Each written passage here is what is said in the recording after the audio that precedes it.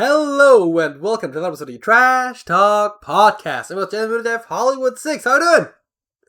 I am good, JJ. Always an honor and a blessing to be here with you. Happy New Year to you and everyone watching right now, man. Good day to be alive, my friend.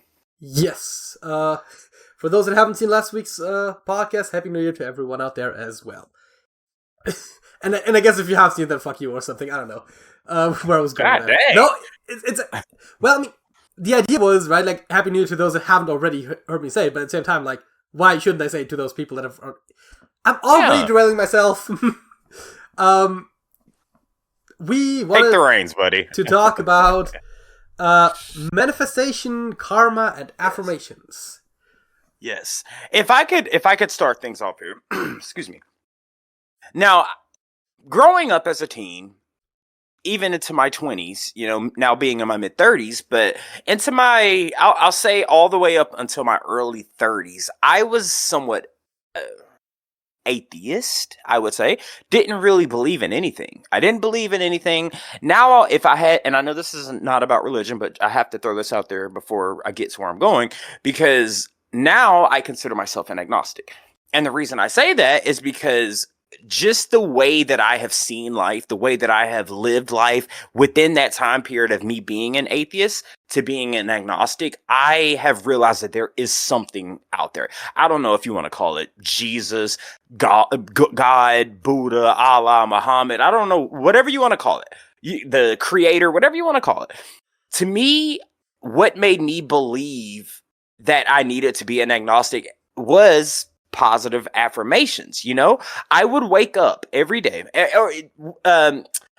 What's the term? The law of attraction. The law of attraction. So the law of attraction, in my opinion, is when I speak something, I know for a fact. When I first bought my truck, I think I've actually spoke to you about this.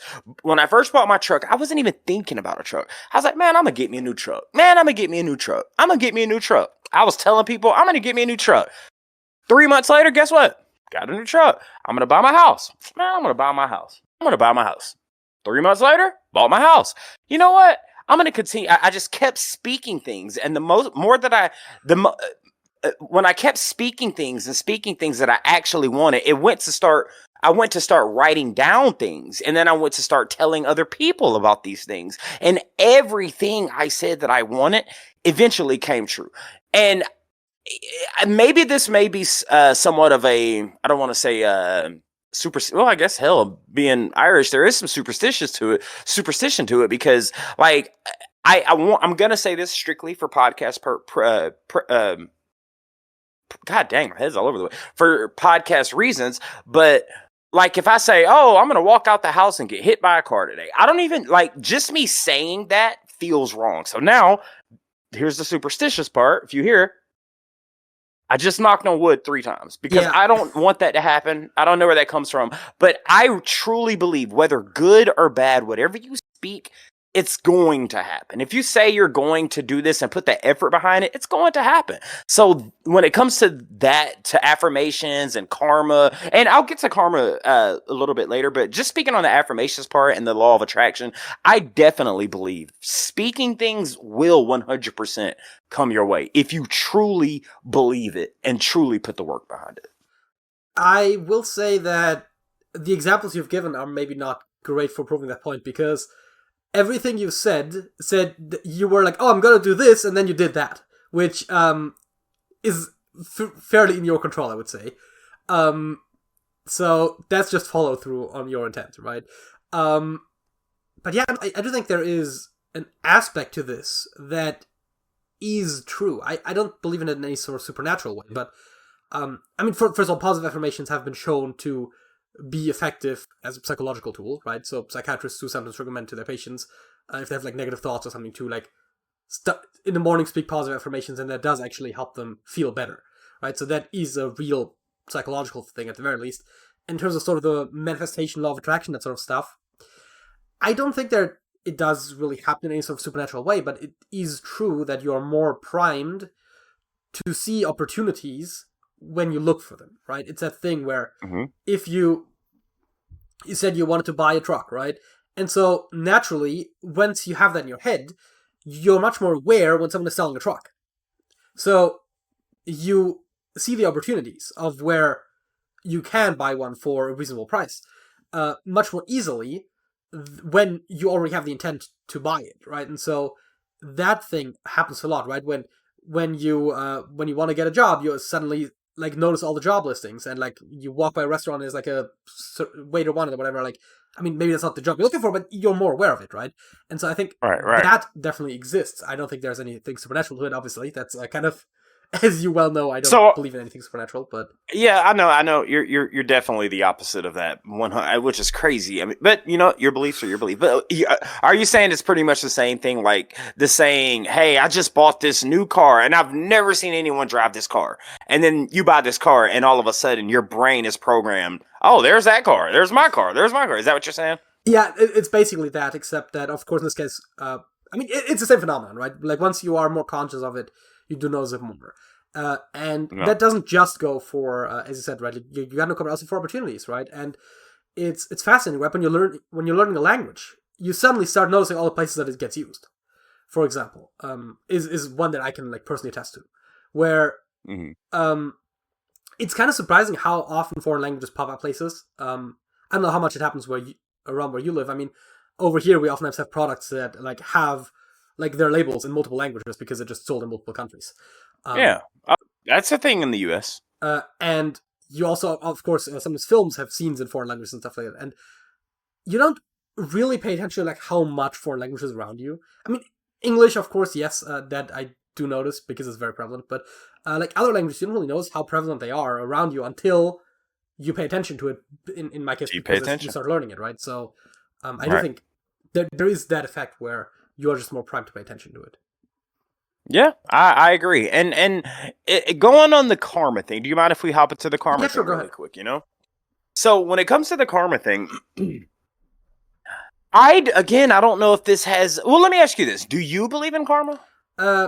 Once again, somewhat, right? Not in any supernatural sense, but I do think that, you know, people pay attention, right? If you are a helpful person, people are more willing to help you, right? If you are kind to them, they're more likely to be kind to you. And so I think there is sort of a social, sort of psychological, social element where people that behave well and are kind towards others are more likely to receive kindness in return, not because of some supernatural force, but just because even if you don't necessarily consciously tally, like, oh, this person did like 2 good things towards me, so now I should probably do a good thing to them. But like, what was the saying? You might not notice it, but your brain does, right? Like, on some subconscious level, you do recognize like which people are doing you right and which people are doing you wrong, and you're much more likely to be positive towards people that are treating you right. Right. Okay. So before we hop into this real quick, so the topic of this podcast is affirmations, karma, and what was the third one again? I'm sorry. Manifestation. Now, is there, out of those 3 things, is there one of them that you could say, yes, I believe in them? Not a maybe or a possibly. Is there, out of those 3 things, manifestations, affirmations, and karma, are out of those 3, is there one that you could say, yes, I believe in this one? I mean, just curious. Not in a supernatural sense, but I mean, as I said, right, like positive affirmations are proven to work as a psychological tool.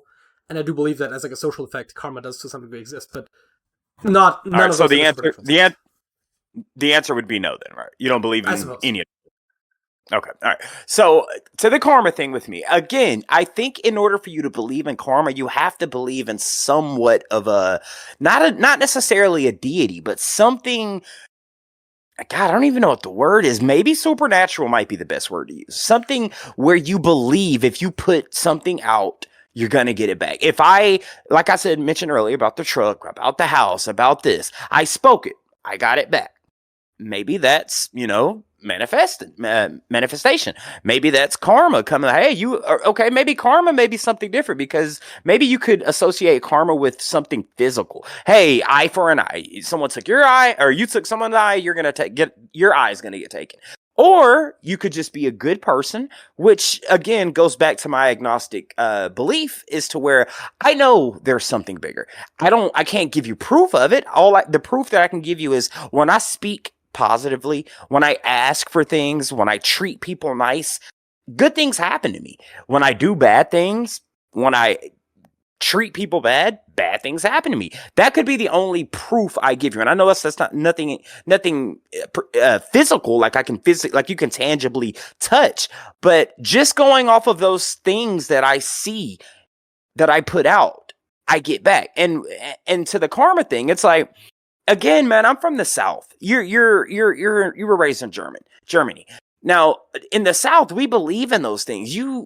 And let alone I'm from the Bible Belt. So when you put things out there, you're going to get certain things back just because of how you put yourself out there in the universe. And it's hard to kind of explain, dude. And maybe that's your theory with the whole supernatural thing. It's you're a person that needs physical, tangible evidence versus something where, why is this happening every time I do that? Does that not, resonate with you at all? It's like, hey, I'm doing this and this happens to me. You know what I mean? I mean, obviously, replication is sort of one of the fundamental principles of science, right? So if one action consistently produces one result, then obviously that is a tangible effect. You don't need something physical, right? I feel like that's oftentimes the way that's sort of misconstrued, right? Like people are like, oh, there are so many things in the world that you can't see, right? It's a whole. It comes up a lot in the religion debate, right? Where it's like, oh, you don't believe in God because you can't see him? Well, you can't see air, or like something else where it's like, oh, you can't see love, right? You can't see friendship, right? Like those are feel it.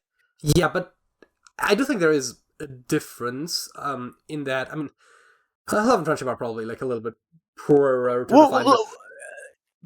Can I interrupt for a second? Do you believe in love? Yes or no? Just give me yes or no. Yes. All right. Do you believe, and why do you believe in love? Why? Well, I mean, it's a well demonstrated phenomenon, right? You experience it, right? I guess the thing about those sort of concepts is also that it's a feeling we experience and we give it a name, right? So, of course, the feeling exists. That, I don't know, that seems self-evident, but then again, saying something self-evident is always a bit dangerous definitionally. Now, we can talk about hormones and whatnot, but like at the end of the day, that isn't the full picture, because there's also different kinds of love, which is the whole other thing where, and it's different hormones if you're like romantically in love or if it's like familial love, right? So those are also just like fundamentally different. We give it the same name, which is maybe not the most useful, but it is what it is. Yeah. Well, okay, so you believe in love, something not tangible, something that is a emotion that we've attached a word to.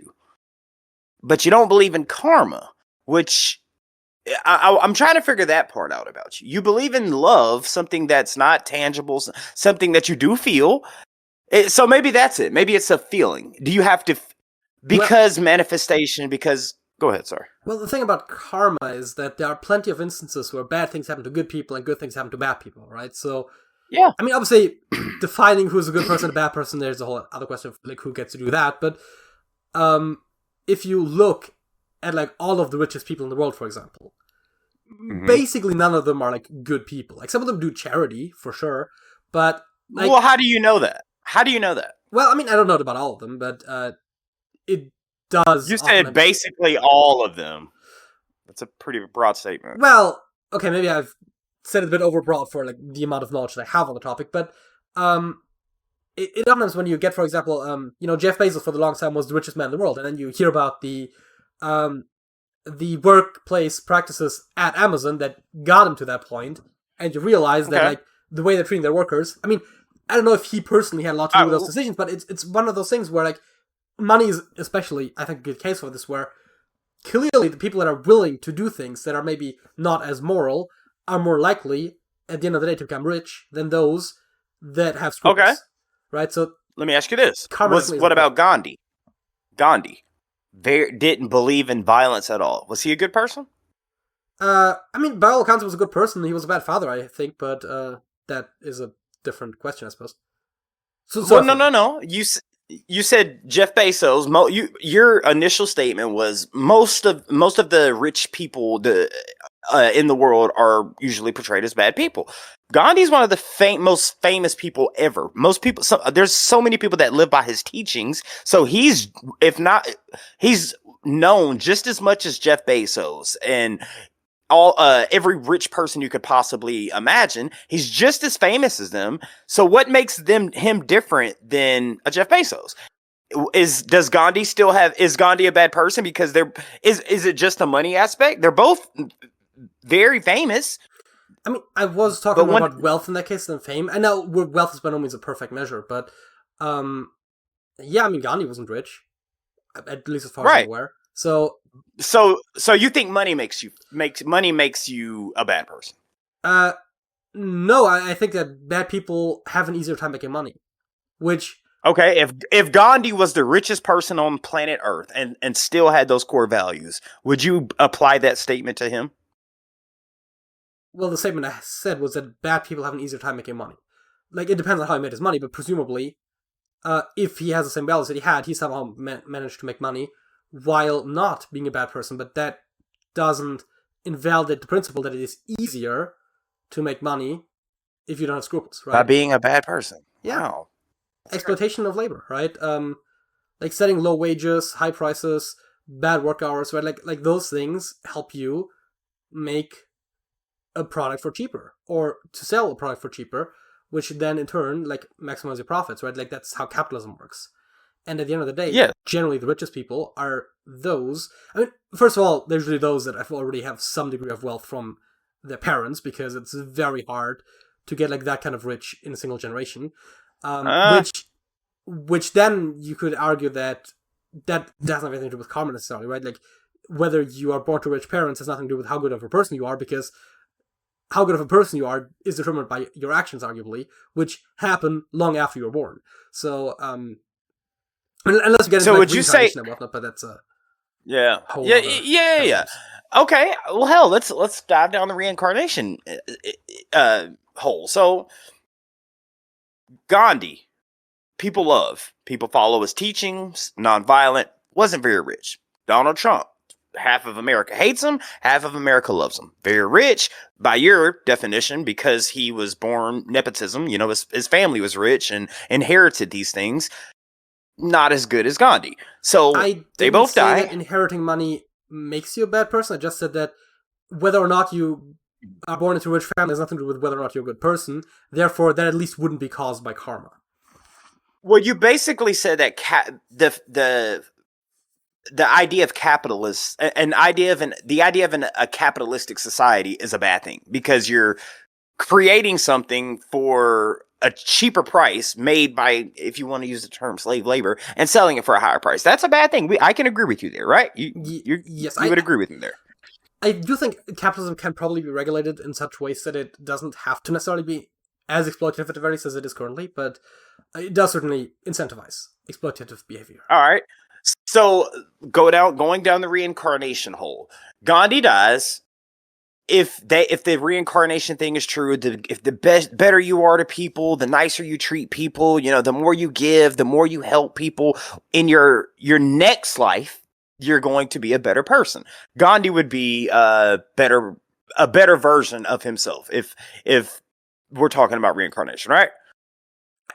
I suppose so. I am not particularly familiar with the rules of reincarnation as described by Muslim Buddhism we're going with. Okay. I'm going somewhere. So, Donald Trump, same person, very rich. A lot of people hate him. Some people say he's racist. Some people say he's misogynistic. He's sexist. All these things. So when he dies, even though he's very rich, he's going to come back as something lesser. So does that make Gandhi and Donald Trump the same thing? Because he was good to people. Now he becomes a richer person. Donald Trump, some people would say he's bad to people. Now he becomes a poor person. Do you get what I'm saying? Like, where does the line go there? Like, if you're good, not rich, you come back reincarnated, which I know you don't believe in reincarnation. So I don't even know why I'm even asking you this. Yeah, that's what I was going to say, right? Like, we would have to define what the rules of reincarnation are, and then I still don't believe in them. So that doesn't really... I'm not sure if that helps your point. I'm not saying that money makes you a bad person. I'm just saying that that's exactly what you said. No, That's I'm not saying that. the word. I'm not saying money makes you bad. I'm saying being bad makes you money. So being good doesn't make money at all. You can't being a good. Not at that scale. I mean, I don't think you necessarily need to have that kind of money to have a fulfilled life either, right? So that it's by no means a perfect measure of success, right? Because Let me ask. All right, the other thing. Good people probably don't define success in life by how much money they make, thereby using money as a metric for how successful a person is. When we're talking about good people versus bad people, which is obviously oversimplified to begin with. All right. So let's take a musical artist. Yeah, let's take a musical artist for example. Metallica did one of the biggest shows ever in Russia. I want to say 1.6 million. I could be off there, but all four of them are great people. You know, from what I've heard, Lars gives back to charity. James gives back to charity. You know, none of them have been accused of anything major or criminally charged for anything major, but they're very, very monetarily taken care of. What did they do bad? I mean, maybe nothing. I didn't say that you have to be bad to make money. I'm just saying that it is easier. That's exactly what you said. I said bad people have an easier time making money. I don't think that's...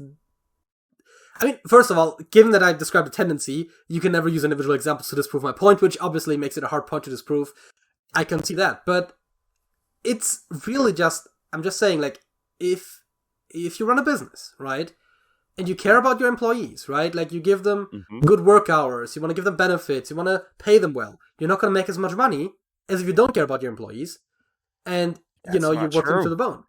And so... It's not true. That's not true. I work for almost $1 trillion company. No, $1 billion company. But treat us great. I've damn near been on 12 days of vacation, not doing anything but podcasting and, working on things that we have here. My company's doing just fine, and so are the guys under me. Everyone's doing just fine. Still 12 days of not doing nothing. Everyone seems to be doing fine. I mean, fair enough. Again, right, I'm like, A, I don't know the specifics about that, and B, I'm not saying it's impossible, right? I'm just saying it's easier. That is, like, the problem is, if I'm not setting a hard rule, you can't just prove it with a counterexample, and I'm not saying you have to bring a good argument. I know, like, I'm setting up an argument that's hard to defeat, which is maybe a little bit unfair to argue, but... Well, I get what you're saying, and I'm just trying... You put a blanket statement over... Bad people tend to make money quicker than good people. That was your statement. Am I right? I don't think that counts as a blanket statement, but yeah, sure.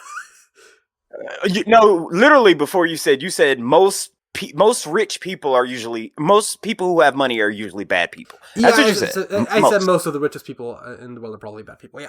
You know what we could probably... If we had to, come to an agreement, or not necessarily an agreement, but a fair ground. Maybe people who are in the public eye. People who are in the public eye where the media portrays them one way, this way, then some people look at that person as a bad person. The other side looks at them as a good person. Maybe the media might have something to do with it, no? I mean, I think maybe one interesting example that maybe supports my point is Mackenzie Scott, right? She, after her divorce from Jeff Bezos, she was, I believe, the 7th richest person in the world. But like, her whole thing since then has been giving away a lot of that money, right? So now she isn't as rich anymore, which I don't think it proves my point in a strict sense. But does that make her a good person or a bad person? Well, it seems like she's a good person, but by being a good person, what she did to Jeff Bezos would be bad, though. What? What she did? Would you agree that what she did to Jeff Bezos was bad by divorcing him and getting? Is that a bad thing? Not necessarily, no. Okay, so I think she's a good person. Yeah, and her net worth decreases over time, right? It seems so. It seems that being good doesn't pay, right? But I see where you're going here. Hey, listen, right? Hey, she's doing fine, right? Like, she's not poor or anything, right? It's just that she's not as rich. But I guess that's also the thing, right? Where I would think that most good people probably wouldn't seek out that kind of wealth.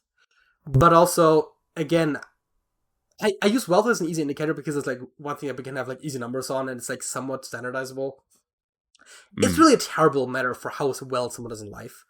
Yes, you're right. That's the problem, and it's hard to say in any sort of like definitive way whether good people or bad people do better in life, because it's both somewhat nebulous what makes someone a good or a bad person, and it is very nebulous what makes someone do good in life. So that, I think, makes it very hard to judge. I mean, you could say that, right, like, people that are always angry and resentful are probably not as happy in life as other people, and therefore, in a sense, you could argue that their sort of bad behavior is hurting them. Therefore, that is somewhat karmic, right? So I just think you can make an argument for at least some amount both of karma. sides. It's just one of those things where, you know, right.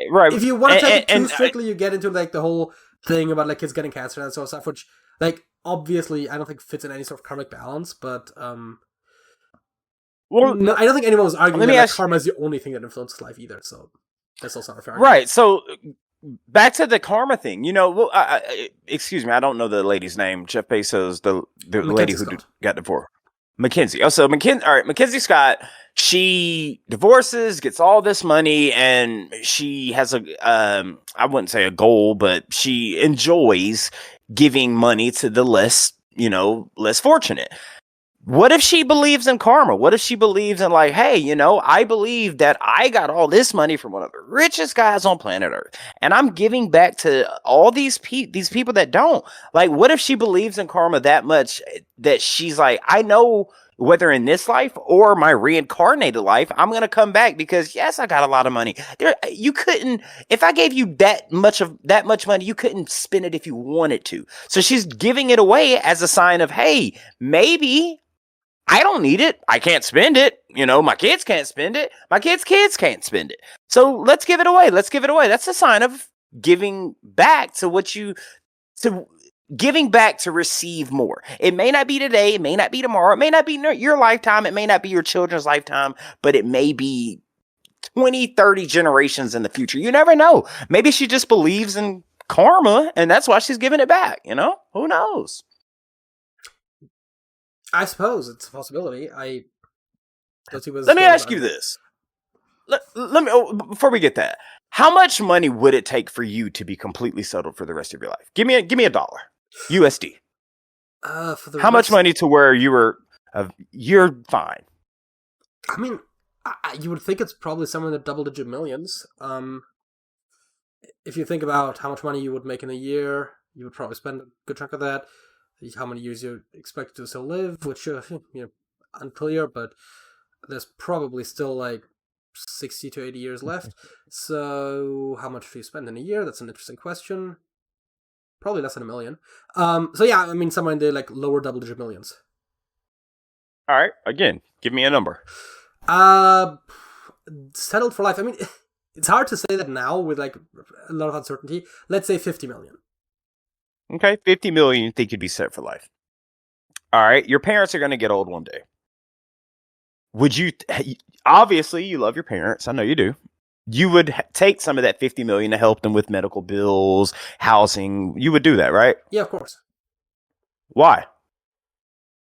Seems like you said you're set. Oh, sounds a lot like karma to me. Sounds like a lot like karma. You said it seems like the... Yeah, I don't think you have to believe in karma to have morality, right? I think you can. Okay. I think you can do good without expecting that it will necessarily be rewarded. Would you give to any charities? I mean, I think this depends in large part on like how much money I have versus how much money I make versus how much money I spend, right? It's very hard for me to estimate a lot of that, right? Because if you said like, oh, you win the lottery, right, and you win again, let's 50 million right now. Half of that's going away in tax anyways, but then like maybe I'd give some to charity, but it's very hard to estimate if you don't have an income, like how prices are going to change over your lifetime and that sort of stuff. So I can see the appeal to holding on to a good chunk of money in case you right. So the reason I asked, I said, how much would it take you? How much money, a dollar amount, would you need to be comfortable? You didn't factor in your parents. You didn't factor in charities. You didn't factor in, maybe you see a homeless guy. You factored in just yourself. So me, if you're asking me, hey, Behringer, and again, this may be a morality thing, but and then I asked you, well, why would you take care of your parents like that? Well, it seems like the good thing to do, but you factored in just yourself. You didn't say, oh, okay, but you never thought, not once, well, my parents might get sick one day. What if I have children? They might need a trust fund. Not once did you think of that, so does that make you a bad person? Because I just gave you this chunk of change that is going to make you fine for the rest of your life. You didn't think of anyone else around you, just yourself. Are you a bad person for that? I mean, I don't think so. I feel like I answered the question as it was asked.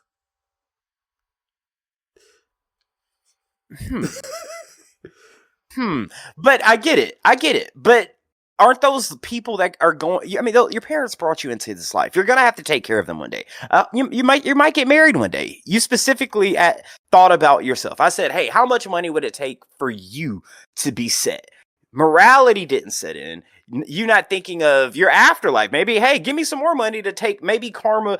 I think it boils down to you just not believing in anything. You don't believe in anything. You know what I mean? You believe in love? I don't believe in anything supernatural. You believe in love. Can't touch it, can't smell it, but you can feel it. Yes, and I could probably look up the hormones that cause it. Oh my god, dude. See, actually. I don't like to make those arguments because, but it seems like the kind of thing that you wouldn't want to boil down to, like, the actual processes in your brain, and yet to a decent degree we can. Wait a minute. You not using your brain? You gotta be kidding me. You out of everybody are the most meticulous thinking person. And you broke it down so much. You was like, okay, so you take about a year. You probably in the double digits. You thought it down to the double digits to how much you're going to make a year. Not once did you think of your family, your parents, your children. But you broke it down so much in your life, but not once did you think about any other person around you. Or am I wrong? I mean, no. Think about? But also, I would argue that wasn't part of the question. But I mean, first of all, I don't intend to have children. But yeah, I mean, sure.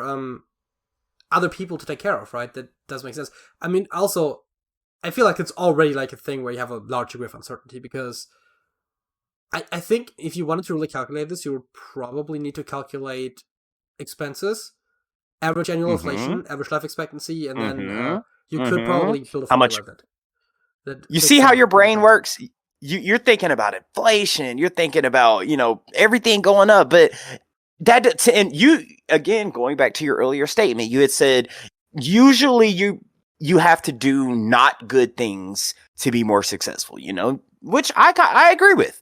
But I asked you a question, and yes, I know you're going to say the question didn't ask that. The question didn't say, what about my parents? But again, so by you, does that make you a bad person by you just strictly thinking about yourself? And again, take that wasn't the question. My question was, let me ask you a new question. Why didn't you think of your parents? Why didn't you think of your children if you decide to have to? Why didn't you think of charities? Why did you just think about yourself? And does that make you a bad person? I mean, first of all, I think my parents will probably do fine. My dad's pretty close to, somewhat close to retiring, and so, they already have, everything figured out, it seems, for that, so I'm not sure that they would need my help financially.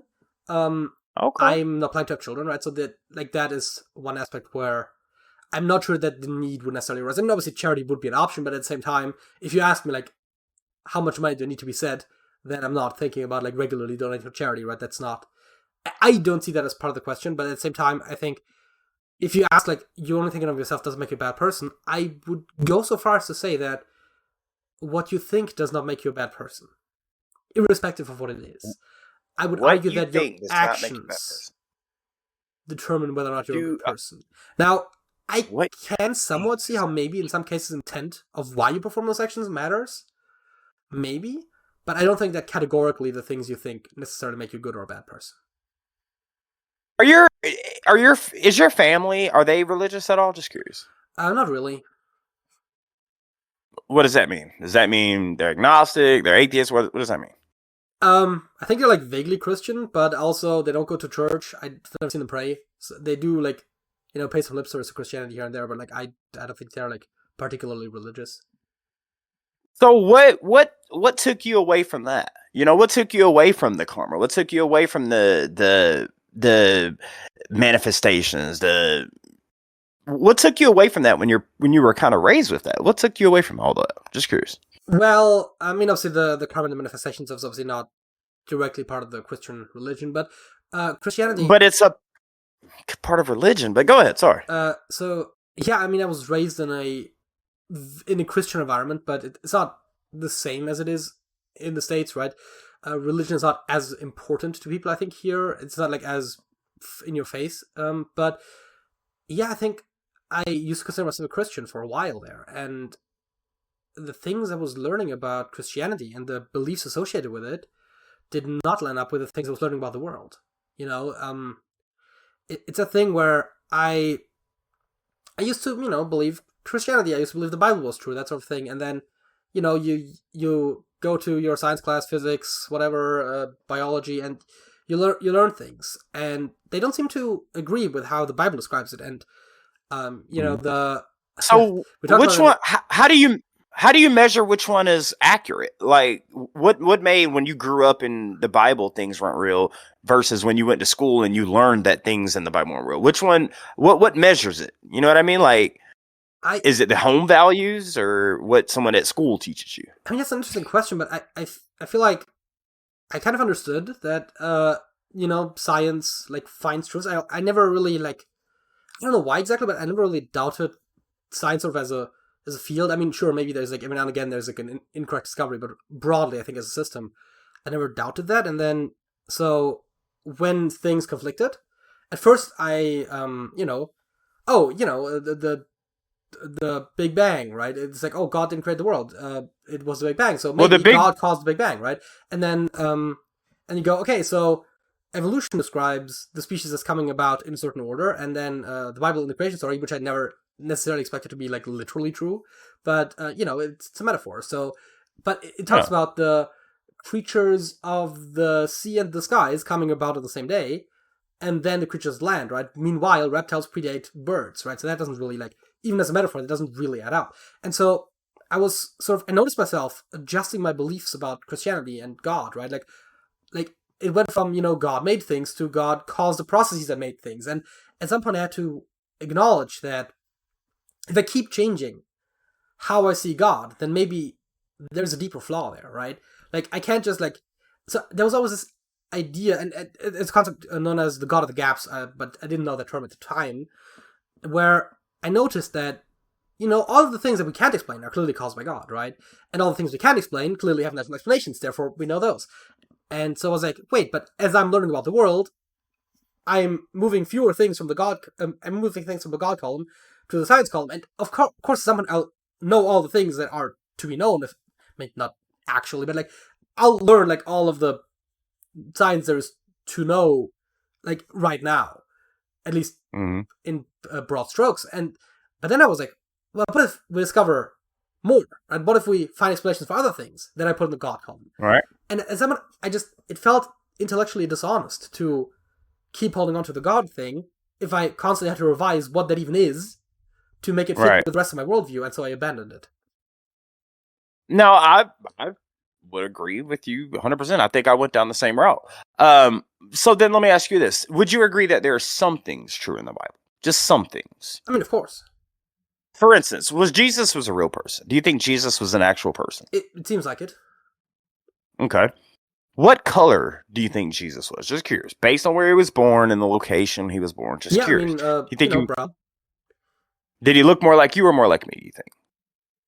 I mean, I guess more like you, but I feel like we're both, geographically we're both pretty far off, right? He was Middle Eastern. Yeah. Right. And I've always said, and this is a bad way to describe it, but I've always said if you wanted to see what Jesus looked like, he would look like what Osama bin Laden looked like. He would look Middle Eastern, he would look like that. But, and I get it, but now you're so quick to throw off, and I'm not knocking, I'm just trying to get in your brain here.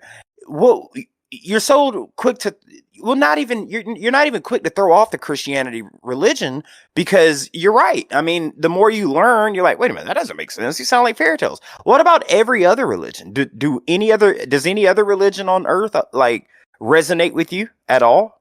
Because you do consider yourself an atheist, right? Yes, I mean, there's the thing where Christianity was like an assumed default because that's the default where I grew up, right? And so I never sort of had a reason to necessarily assume the other religions, but then once you've kind of left the one religion, you look at the Hmm. other religions.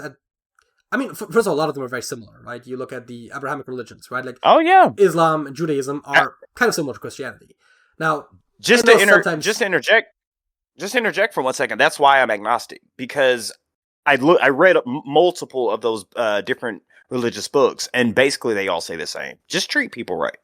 That's it. But I'm sorry. Go ahead. and so it seems easy to. I mean, first of all, again, the Abrahamic religions seem easy to reject because they're so similar. And then you look at other religions that are more different, but it's like once I'm at the atheistic standpoint, is that, or even just like disbelieving Christianity at that point, like I've never seen a good argument to adopt one of the other religions over the point I was at, right? Where I started with Christianity, I saw what was flaws, at least in my belief, and therefore rejected it at some point. I've never Mm. saw reason to adopt any of the other religions. I do think there are some things about religions that can be valuable, right? There are sometimes good morals in there. Now, I would argue there's also a lot of bad morals in there at times, but and there are interesting ideas, right? I think Buddhism has some interesting ideas about um, Reincarnation. no, about how desires will cause suffering, right? Uh, it's wanting things and not getting them, right? It's when you feel Mm. pain, it's less the pain and more the fact that you don't want to feel it at that moment, right? It's sort of, I mean, it's obviously, I'm sure if you're like in very serious pain, you're probably going to disagree that it's just your attitude towards the pain that is making it it hurt. But I think there are some ideas there, right?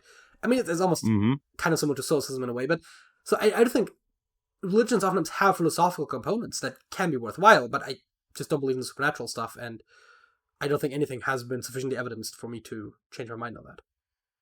I think I found your religion, JJ. I don't think you're an atheist. I think you're a Scientologist, my friend. I don't believe in Zeno either. I think you're a Scientologist. I think you are. I think you might need to pick up a pamphlet, read a few pamphlets, visit the website, maybe have a conversation with Brad Pitt if you ever get the chance. But I think that religion might resonate with you. And I'm not trying to say you need a religion, because I'm just saying, bro, it doesn't matter. It doesn't matter. You don't believe in hurting people, right? No. You don't believe in scamming people. You don't believe in stealing. You don't believe in lying. You don't believe in deceiving. You're good, bro. Whatever. If this religion's right, if that religion's right, if this religion's right, as long as you ain't out there hurting people, offing people, being a PDF file, you're good, bro. That's how I look at it. I don't care what you believe in, but I just want to do right by people. And I don't know how the hell we're going to tie this back in to karma, manifestation, or if we just want to move on to the next segment. But I love you, brother. I don't know what you are, but I think you would fall in the Scientology line. And I don't care. I don't even want to put you in a bracket. If you don't want to be in that bracket, that's fine. You do everything I do. You don't hurt people. You don't go out there doing things to cause harm to you. So now if you want to cause harm to yourself, that's totally fine. Well, goddamn, now I want to ask you about that, but now we're turning this into like a religious thing, but we'll leave it alone. I think there was someone who said, I forget who it was, who said, I would like to think that if there is a just God, that he would accept me into heaven based on how I act. And if there is a God Yes. that, what was it? It is something where it's like, if there's a God that like requires you to do bad things, then I don't want to follow him in the first place, right? So it's Yeah. that sort of idea. And I think that is ultimately true. I don't believe there is a God, but if there were one, I would hope it's a God that would see the actions that I perform as just. Man, I saw something crazy about the butterfly effect that and it tied in with religion. It was like, oh, if God exists, then why would he, let those kids get tortured or die of cancer at such a young age? And it's like, well, maybe that's part of the butterfly effect. Maybe those kids had to go, or maybe something bad had to happen to this person for something better to happen to more than one person. It's almost like the question: would you rather off your you don't have any siblings, do you? No. Okay. Would you rather off your, I'm gonna knock on wood, this is my superstition, or would you rather off your mom, or would you rather 10 innocent people die? Which one would you pick? That you have no idea who they are. Yeah, right. That's a hard question, right? Where That's obviously the crazy. the morality would suggest you would not let the 10 people die, but at the same time, you don't have a connection to them, right? Which makes this a hard choice. That is. I. And you don't have to answer. I You don't don't know have about to answer because it's a hard question. I don't know about the butterfly effect thing, because I'm being me again, but I feel like the butterfly effect. Be you. No. I need to hear this. Be you, please. I need to hear this. I think the idea that, like, the whole, like, the children with cancer thing, I think there is the idea that, God could make things go differently, right? So that at least to God, the universe is not deterministic, right? He can change things. And I feel like the idea of the butterfly effect, where, like, if one small change causes, like, big changes online, seems to imply a more deterministic universe. So I feel like it's a mismatch. But I don't really know that, strictly speaking. The idea of an omniscient God also makes the universe not deterministic, but that's a whole other can of worms. Yeah, it's crazy because I think it boils down, dude. We're both people of morale, and ultimately we don't know, dude. All you know in your heart is that when something is right and wrong. Something's right or wrong. Who cares if it's karma, if it's going to come back to you? You know what you're doing. If it's right, it's right. If it's wrong, you know it's wrong. And you know that in your heart. You have that being a moral, just person.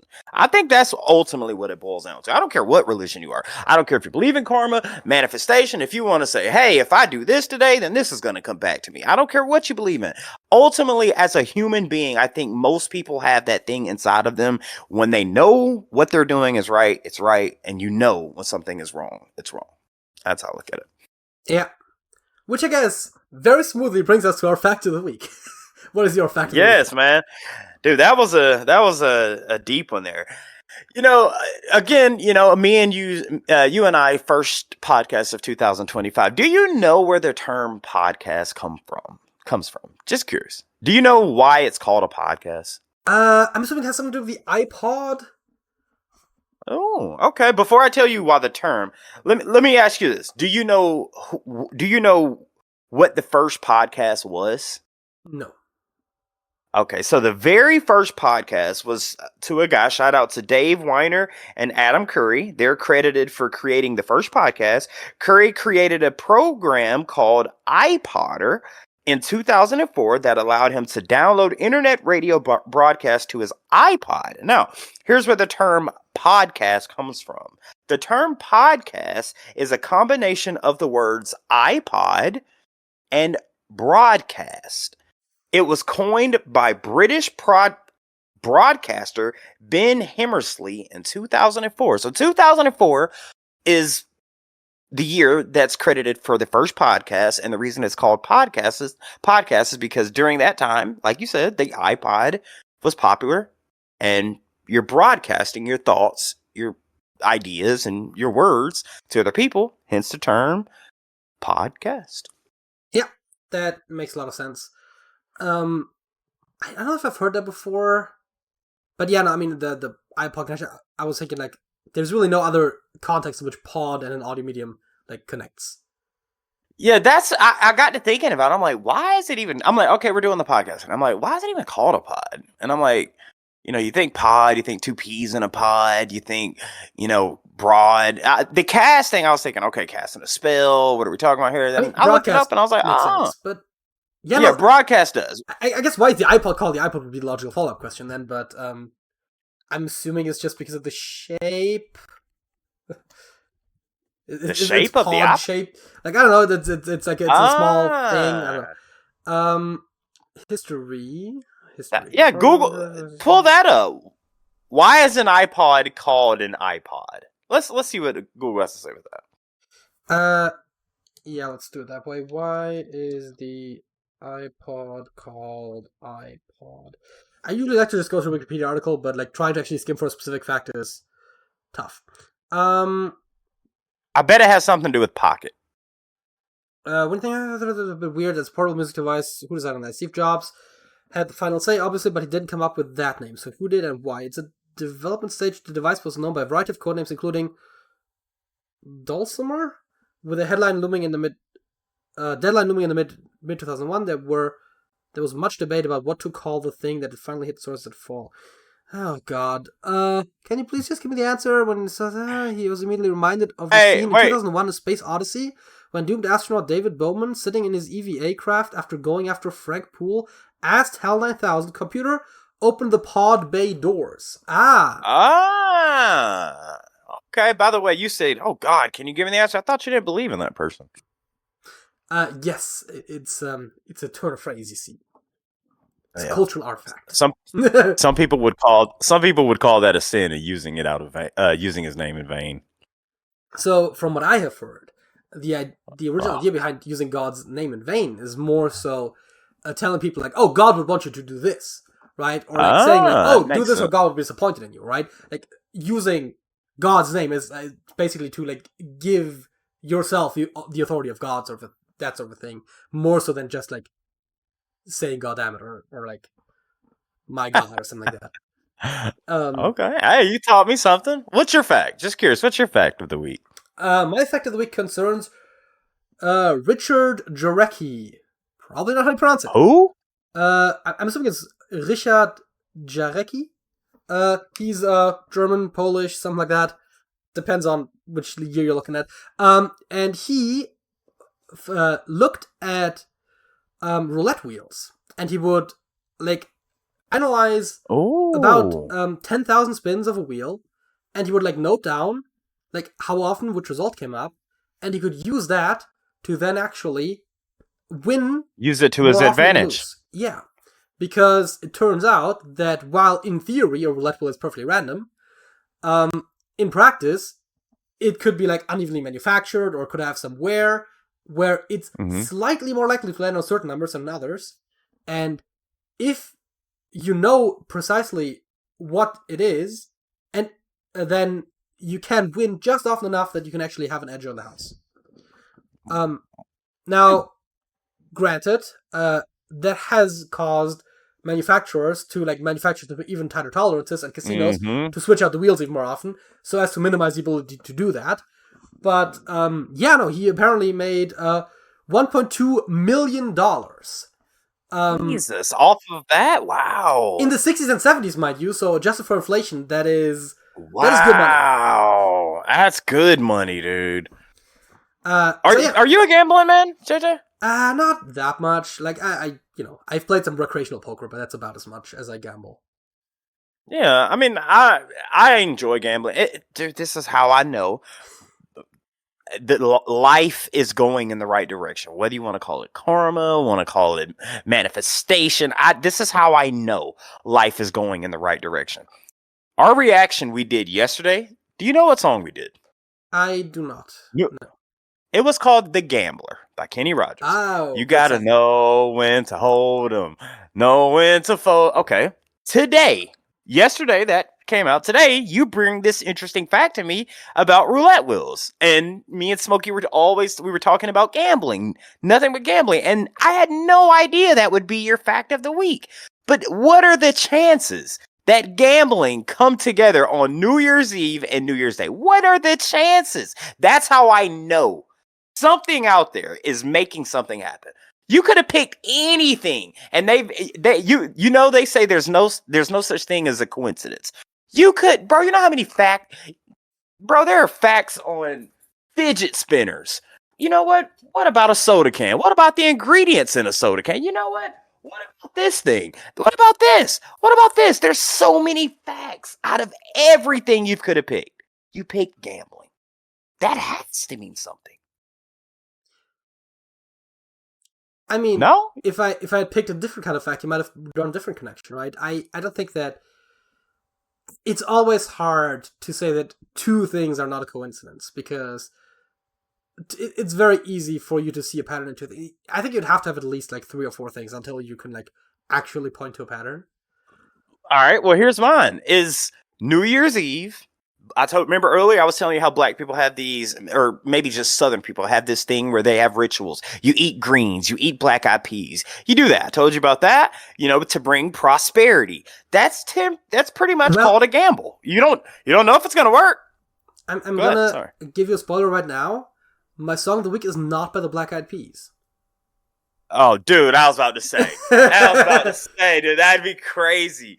But no, I mean, it's that to me, that shows me, and you may not believe it, but to me, for us to talk about the New Year's Eve resolutions, or the New Year's Eve traditions that people do here in the South, for us to the video we reacted to, camera talking to people around the world, podcasting reactions about gambling, and then your fact of the week happens to be the day after about gambling. To me, that shows something. I don't know what it is, but it's something. It's something there. I don't know, but that makes me believe there's something showing me that we are headed in the right direction. Better hope. Let's move on then to the halftime show, and we're once again doing Hurdle Decades. Hurdle. Yes, yes. What we got? Where are we starting at? I think we're starting in the 60s. I don't think we have a lot of hope for the ones before that. Oh,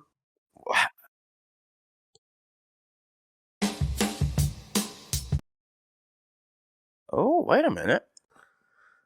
You got anything? That's just drums. Like, I'm pretty sure I've played that before. Like, that's not any, like, that could be any song. All right, let's skip that next one. Let's go. What we got?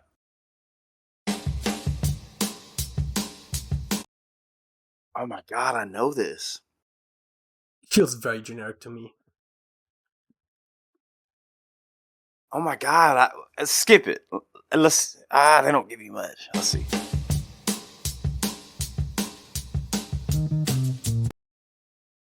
Okay, maybe I don't know this. I got damn it! I had something until that bass.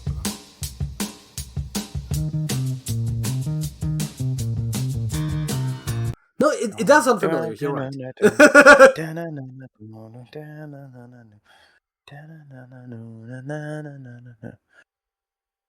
I know this song.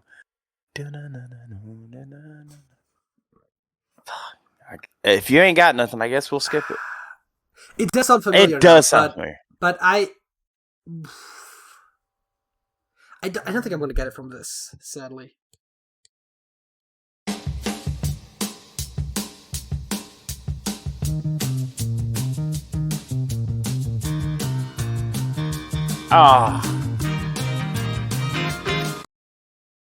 Bro, we both know this song. Yes, although I'm not sure that I could name it even if I did know more. Some songs I just know by ear, so I wouldn't be able to tell you the title of artist anyways. Now, if I could come up with some lyrics, maybe that would suffice to come up with the title, but I got nothing right now, even if it does sound very familiar. Yeah.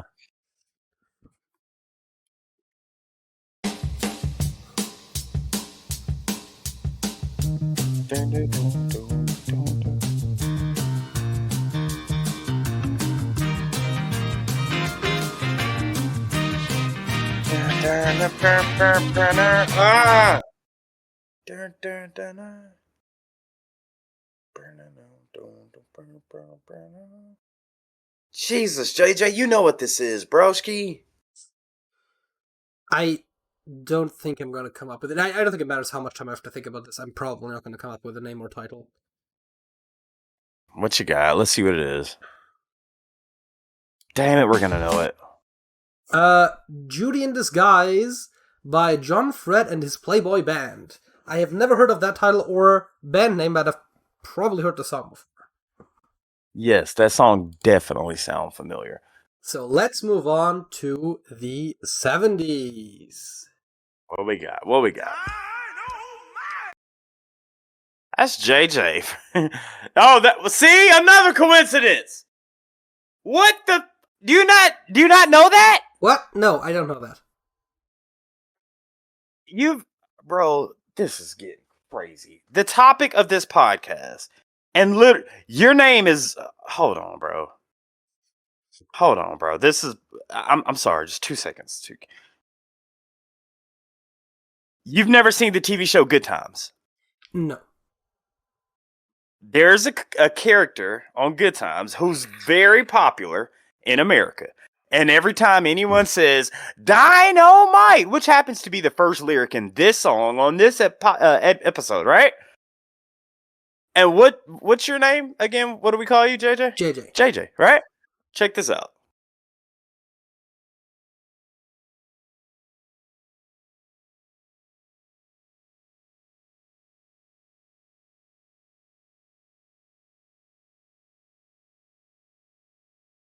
What are the chances? Sorry, Yeah, that didn't continue come with through Discord. But basically, he said his catchphrase is Dynamite, and your name is JJ. His name's JJ. The song you just played said Dynamite. Just throwing it out there. okay, but does it actually answer what the song is called or the artist? Does it actually help us? I'm going back on the karma manifestation type thing, but no, I don't know what the song is. Just by hearing that.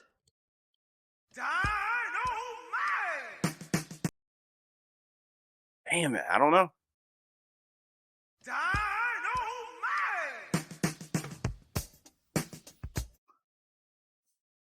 I got nothing, broski.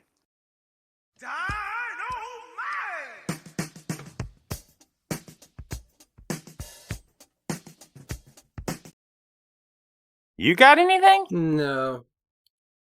Neither do I.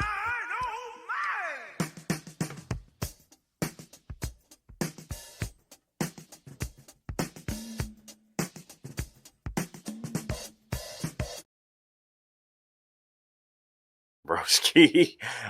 Why don't you be like Casey and the Sunshine Band? Is it Casey with a C or Casey with a K? I think it's just KC, like the letter K and the letter C, I think. Yeah, let's just do Sunshine. Sunshine Band. Oh, it's just the last K and C. Well, they have the songs Boogie Shoes, Get Down Tonight, Keep It Comin' Love, I'm Your Boogeyman, That's the Way I Like It, and Shake, Shake, Shake, Shake Your Booty. I know it ain't that. You know that song. Shake, shake, shake, shake, shake, shake, shake your booty. I don't know. I just literally threw that out there. It just sounds like something they would make. I mean, if you want to pick one of those as a guess, it doesn't really, like, whether we skip or guess doesn't make a difference. Give me the top three again. Boogie Shoes, Get Down Tonight, and Keep It Comin' Love. Just try Keep It Comin' Love. Just try it. Let's see what happens. I'm sure it's not, but hell, it's not it.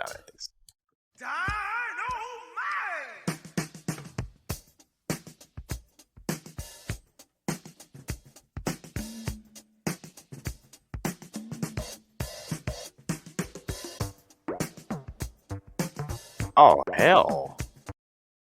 I have no idea, bro. None.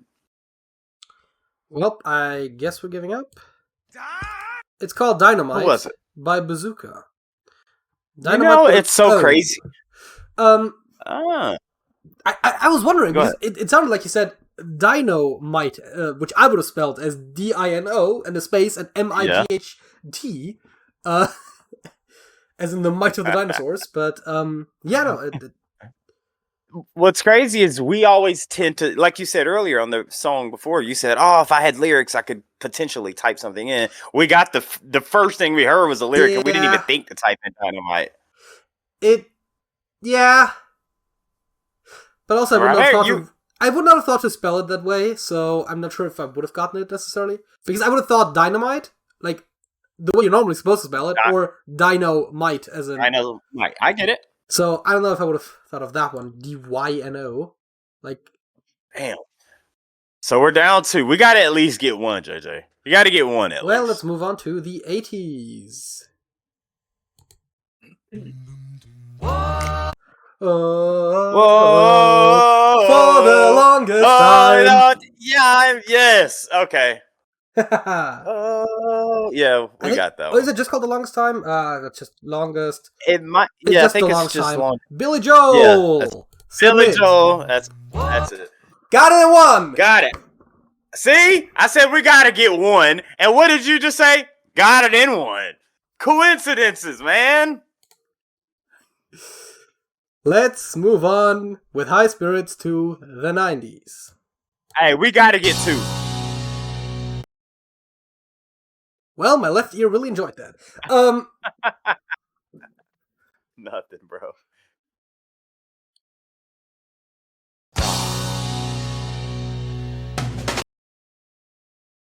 I swear to God, this stereo mixing on this. I guarantee you we're gonna know more of it on the next skip. Probably, maybe, I don't know, we'll see.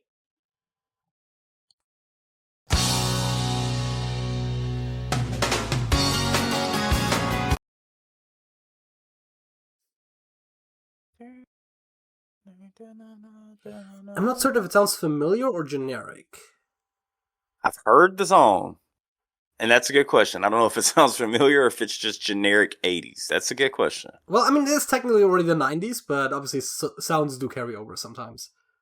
Yeah, and this might be early 90s. I don't know. Let's give it a skip unless you got something. No.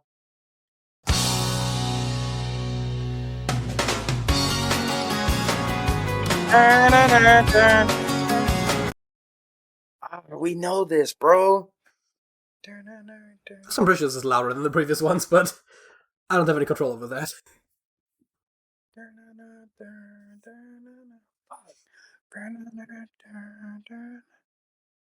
It's not Radio Killed the... Radio Killed the Video. Video Killed the Radio Stars, the one you're thinking of. Video... The Buggles. I think that might be older. It's also not it, but that might be older. No, yeah, that's definitely older than the 90s. You're right. All right, let's give it a skip. Let's see what we got.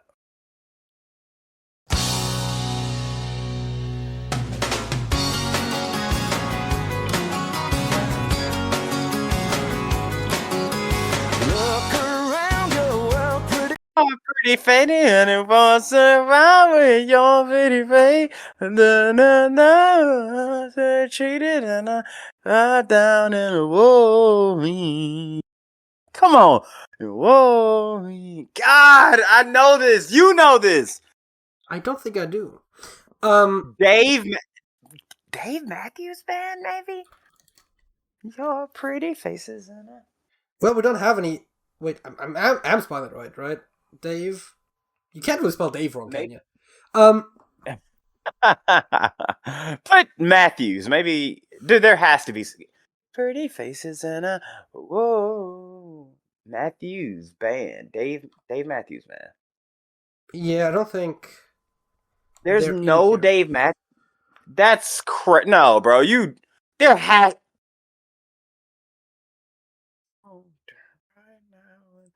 The right time. Put right time in the wrong. Just see.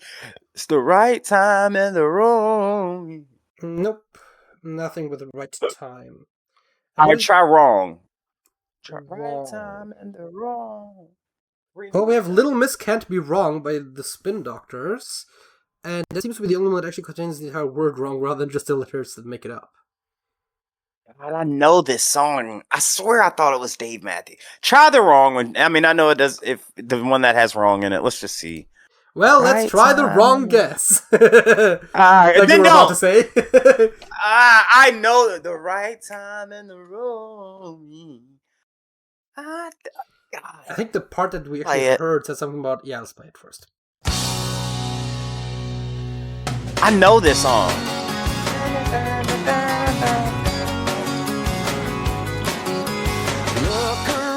Around and is it everything you hoped it'd be?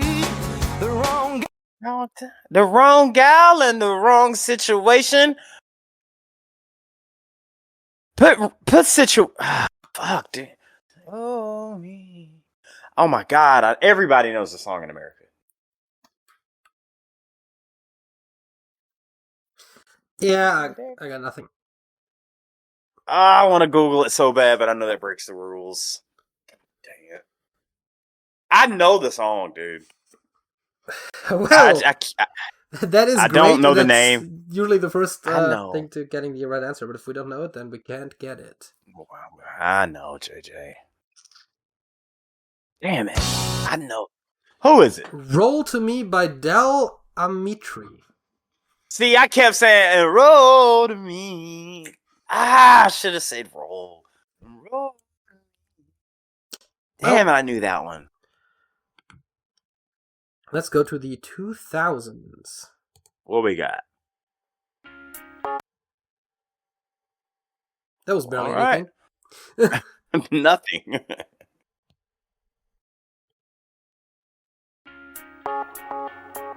You just gotta love it when the first second of the clip is literally just silence. That's it. I got nothing, bro. It sounds vaguely familiar, but I'm not sure if that, again, it's just generic noises, so it might just be that.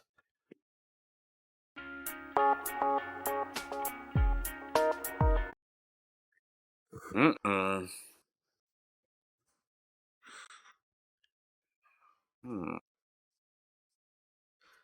I think that might just be generic 2000s noises. Yeah, I I'm agree. not sure if that makes the song identifiable.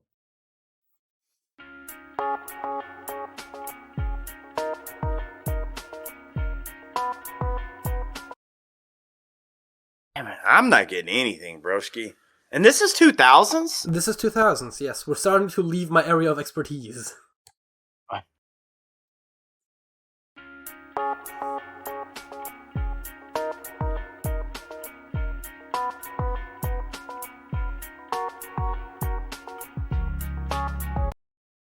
I was just gonna loop with the bass line. Well, I got nothing.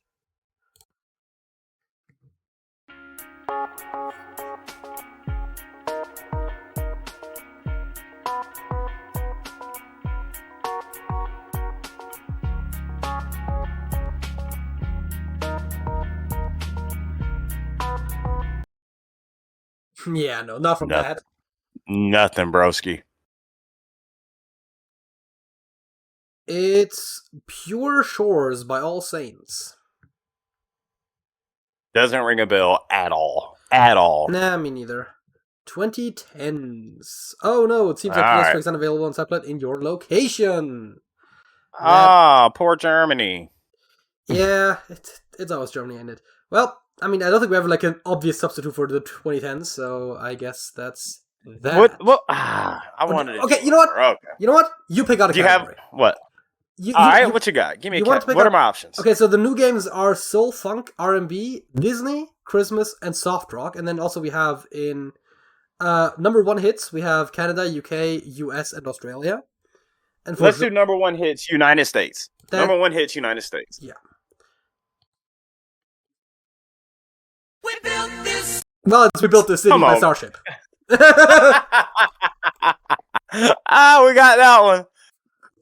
We built yep. this city. On rock right. and roll. Yes. There you go. That was got two. easy. Very much so. Well, that's a good fill-in for the 2010s. Instead of doing the 2010s, we're just Yes. doing... I was going to say instead of the 2010s, we're doing good music, but that's unfair. It makes it sound like 2010s were all bad. They were just mostly bad. Not all. Which brings us to the second topic. Bring out the cards. The cards have been bought and out, my friend. And let's see what we got. Let's see what we got, JJ. First card out of the blue, and we're going to go with... I don't like that one. I don't like that one. This one feels cool. Let's go with this one. Oh, sorry. You can't now say Actually, that it's a this one. coincidence that... Oh, I thought you were going to pick the blue one. I thought you were going to then say, oh, look, it's blue. I said out of the blue. Because it's like the third Man, card you look at. All right. Okay. What are you looking forward to, and why? You suck with these cards. I dude. know! You overanalyze. You suck with these. I'm gonna be done with college soon. That is something to look forward to. I'm not sure if starting a job is necessarily something to look forward to, but being done with college is. Those kind of go hand in hand, to some degree. So, but yeah, no, I think it's probably like, moving on in life. Okay. Yeah, Is there anything you want to go in deeper with? Why? I mean, again, right? It's like moving on in life, right? Like next steps. I don't think there's like anything particularly deeper there, but it seems like the next obvious thing to look forward to in my life. Yeah. Okay. All right. What am I looking forward to? I'm looking forward to the new year. Looking forward to the new year, and big things to come, and being more prosperous, staying healthy, putting out more content. I'm looking for 2025 to be a very good year for not only me but you and everyone around me that I love and I appreciate. And the reason why is because I just want everyone to win that I F with. All right, you ready for the next one? Yes. I'll go to a different card actually. Just before I pick, what color is it gonna be? I mean, I don't know what color you're gonna pick. Last time was I don't know. also I'm gonna look away. I'm gonna look away. Okay. Just what color? Yellow. I hope there are yellow ones. Otherwise, I've already lost it. I don't know if they are, but let's see. This is a coincidence. I'm not even gonna look at it. What color is it? It's pink. Hey, pink. It's close. I'm joking. All right.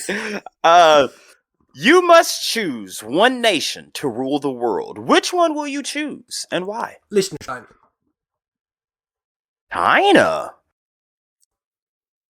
I said Coming from the person that. Oh, I thought you said China. I was about to say no. I said Liechtenstein. Why? Well, why Liechtenstein? It seemed like a funny answer. I mean, I think probably just like from a value standpoint, I would want to pick a European country, right? And so it seemed funny to pick one of the small ones, but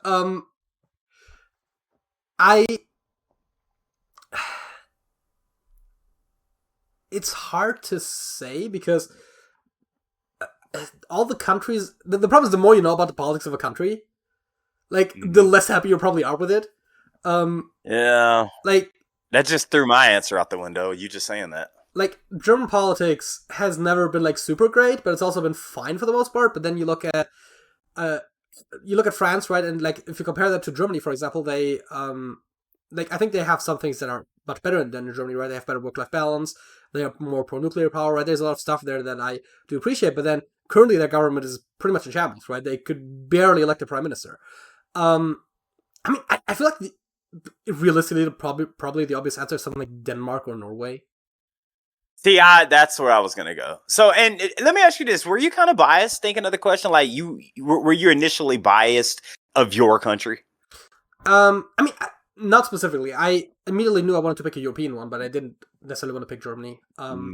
Both because I think there are probably other countries in Europe that do it better, and also because, well, I guess that's mostly it, right? Because I'm much more aware of the flaws of Germany than I am of that of the other European countries because I live in it every day, not just in terms of, like, actual, like, day-to-day experiences, but also just, like, the politics, right? Like, our current government collapsed. I mean, the governing coalition collapsed through some chicanery of at least every party in that particular coalition. But, it's, like, obviously that's not necessarily reflective of German politics, although I feel like there's been a lot of stuff going wrong there lately, and that probably is also true in other countries if you just look closely enough, right? There's certainly been a lot of shit in US politics recently, although they at least don't have the problem of governments collapsing because of the two-party system, which is arguably still worse, but, with the Netherlands, like, for a while there didn't, I think it was the Netherlands, if it was Belgium, people are going to be angry at me. They couldn't form a government for, like, almost 2 years at one point. So, like, shit goes wrong. And... Right. Well, that's everywhere in the world. But I think the Nordics are probably, like, it's either the Nordics or maybe Switzerland. Because Switzerland has direct democracy, they have a lot more, like, people actually voting on laws rather than just on politicians, and so you have more participation, which I think is good. It's just hard to say if that would work for, like, a global system, because I think part of why Switzerland works is because it's relatively small. Yeah. And with me, when I thought about it, I was like, okay, I'm an American. Obviously, I'm going to say America. Then I was like, wait a minute. No, absolutely not. Then I started to think about, I don't know if you know, but I just came back from Mexico. It was the first time going, absolutely the greatest experience I've ever had in my life. And then I was thinking, okay, maybe Mexico, maybe Mexico might. But then I was like, the government is just as corrupt as America's government, not only with the cartel. But then I thought of another place that I've been, which was Sweden. And I was like, dude, Sweden was awesome. I remember one vivid memory I have of Sweden is at the time he was my stepbrother. I think he got I think I can't remember if he quit or got fired from his job, but legally over there they were not allowed to let him leave until he 100% had another job, or if he were to leave, they would pay him a certain amount until he found another job. And I can't remember which one it was, but either way, I'm like, man, the way that they run stuff down there, the way, the people are and the government seems to be, from what I've seen with my own two eyes and experience myself, it'd probably be one of those European state or European countries, like you said, Sweden, Finland, Denmark, Norway. It'd be one of those. That'd be my guess. Yeah, I mean, I think those are the obvious answers. I think Denmark is usually the one that comes up like slightly best in certain statistics, but then I think when you look at like World Happiness Index, I think it was like Norway or Finland last time. It's like one of those, right? Those are all, I think, very similar politically and culturally as well. So I think I don't think it makes like a huge difference which one you pick. But yeah. All right. Let's do one more. What color is it going to be, JJ? Let's go with blue. Let's see. Looking away, and we're gonna go with. Do we go with this one? We're gonna go with this one. Nah, we're gonna go with. How about this one? Let's go with this one. Oh, what? That's purple. What? I might. You had your hand on a blue one and said no, not that one. So I don't think you can now say that you pulled a blue one. There are actually blue ones in there. Yeah, you had your hands on that one briefly, and you were like, nah, I think it was the last one you rejected. All right, let's see. Okay, this is a good one. Is there anyone you consider family, even though you're not blood relatives? Absolutely, with me. You and I already know your answer, and I just know you and Smokey, you're so much alike. Yeah, but I don't think I feel like that's hard to like say that me and Smokey are family, because first of all, we mostly hang out for the podcast, and second of all, I've never even met him in person, right? Like, no. I mean, I guess it's not a strictly requirement, but I mean, I have some friends that I'm like pretty close with, but we sometimes joke that they're like, kind of like part of the family, but I don't think I would quite go as far as to say that I would consider them family, but yeah, like Sergey, Joe, right? Like those, I'm like, those are like probably the closest thing that I would have to family outside of actual family. So I definitely do. I have 3 people. First of all, I consider you family. I would consider you not immediate family, but you're family. Yeah, but I'm like the weird cousin. Yeah, you're the cousin that hangs out in the dark room that no one bothers you, but you're still family. You walk around like this at night. We just leave you alone. You just walk around like that. You're that cousin, but you're still family. But no, I do have 3 people that aren't immediate family, or that I would consider immediate family, even though they're not blood. It'd be Smokey, because first of all, Smokey, my friend, I have a friend as well, Evan, and I also have a very close friend, Tiffany, and all 3 of those I know are, even though they are not blood relatives, they are family in my opinion. And so much so that all 3 of those at my job, you have to have emergency contacts. I've got 4 emergency contacts: my mother, Smokey, Evan, and Tiffany. Though that, if you're an emergency contact to me, to where you know my house, you know a key to my house, you are family in my opinion. So I do people that I consider family that are not blood relatives. Which I guess brings us to the final segment of this show, which, as always, are the songs of the week. I pressed the wrong button. Oh, fuck. Yeah, okay. Yeah. Truly free. Oh, it breaks my heart. Unbridled future's not the plane we see. I remind myself that I still. So I suppose I don't have to ask what your song of the week is, because I accidentally pressed the buttons in the wrong order. You did. Man, you got to hear that breakdown. You can run. but you can never run away. That I love that song, man. That's by the Orb Weavers called "You Can Run," and this is a song that it's so weird because I did not discover this from Rappers React. I didn't discover this from any of the trash talkers. I have a literal. If y'all saw, have you seen those memes or those shorts where like people are like, I'm comfortable with you when I can play certain kind of music. Have you ever seen those? No? Not specifically, no. But I understand the All right. principle. I have a whole playlist of music where it's like, okay, I know this is music that you would never think I would listen to. Like, I don't think you would ever think that I would listen to the Orb Weavers, but I love the chillness. I love the sound and the melodicness of her voice and how it would just, and then you didn't play it, but it has a beat that just drops and it's a side of me that many people don't see. So go check out the Orb Weavers. Dope. Yeah, it's a great song. I really like it. Oh, god dang, bro. I haven't missed you. Let me ask, are you trolling? Like, No! Smokey thinks you're trolling me.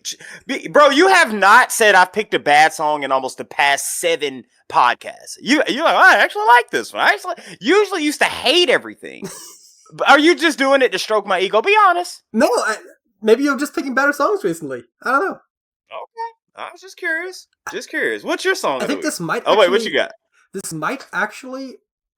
I don't have them all in my head right offhand, but I want to say this might be the best song you've picked thus far. Have you listened to the part where it drops? You can run. Yeah, I've listened to the whole song. Okay. When I made the clip. clip. But yes. I thought you were trolling me. But what's your song of the week? Sorry. My song of the week, getting to a bit of a different energy, is People Are People by Depeche Mode. Ooh.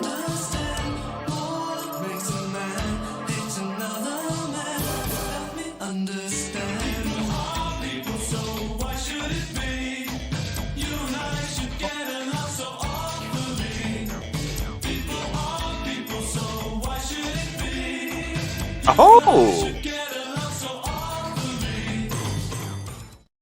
A lot of people. Hey, that shit go in right there, bruh. That shit go dumb doofy. I F with that one. That go dumb doofy there, bruh. Yeah. Something I thought before doing the Rappers React segment, man, my biological father, who's a POS piece of shit, I can curse here, piece of shit, redneck, drug user, whatever. I hate the guy, but he would jam like Depeche Mode, and for some reason, I always thought they were like Southern redneck rock. But now I'm like, wait a minute. He used to jam them all the time, and they're not what I thought they were. Like it's like an 80s synthwave, you know? Yeah, it's industrial. They do a lot of banging pipes on stuff and that sort of thing, as well for the sound, which makes a very unique sound that I don't think. I mean, obviously there's like a bit of an industrial something, but I don't think there's I think I want to say they're the only band with that type of sound that really became popular. So, yeah, I mean, I quite enjoy their music, and as I said, right, it's something different from, I think, I mean, even if, obviously, yes, it is still very 80s, but I think it is still very different from anything else, really, at least in the popular mind. And that brings this episode of the Trash Talk Podcast to a close. If you like what you saw, then give this video a like. If you want to see more, just subscribe to the channel if you haven't already, and also subscribe to Trash Talkers while you're at it. And if you have something to say, leave a comment or join the Discord server. Link is in the description below. Hollywood. Yes. Real quick.